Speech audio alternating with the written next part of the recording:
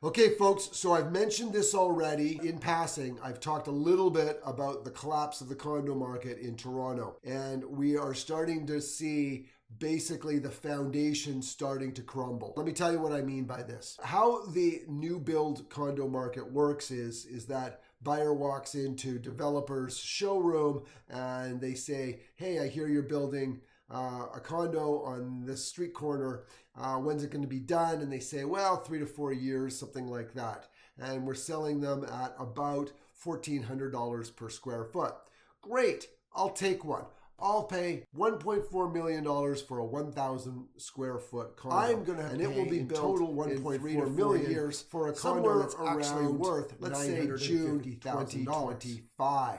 Now, that contract that I've purchased, because I have not actually bought a physical unit, I've bought a contract with the developer. They're going to complete the condo and they're going to deliver me 1,000 square foot to the specifications that I have paid for. And prior to that, I am going to give them a series of deposits against the completion of that contract. When the condo is finished, June 2025 in this example, I'm going to come up with the balance of the money.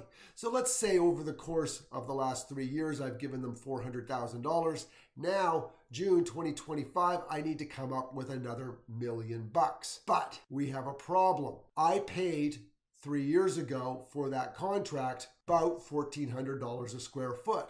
The current market rate for my soon-to-be finished condo is $950 a square foot. So I'm going to pay in total $1.4 million for a condo that's actually worth $950,000. Therein lies the problem. I'm starting to get calls from lawyers, prominent real estate lawyers here in Toronto, that say that they are dusting assignments everywhere. An assignment basically is where you sell that contract to another person. You can't sell the unit. It's not done. You haven't taken delivery. You do not have the deed to that property. But what you can do is you can sell your contract. And selling your contract is what's called an assignment. And I'm hearing from lawyers that they have clients all over town walking away. They're not going to come up with that extra $1 million. They're going to walk away from the $400,000 that they've already given the developer and say, no, thank you.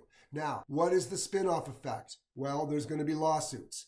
You signed a contract, you're no longer completing that contract. It doesn't matter whether the property's value has gone up or down. We fulfilled our contract. However, this is also going to leave the developers in a really bad place because they're going to be left hanging, holding the bag on all of these unsold condo units. A lot of these developers are over leveraged. Do you see the problem here, folks? This is going to get worse before it gets better.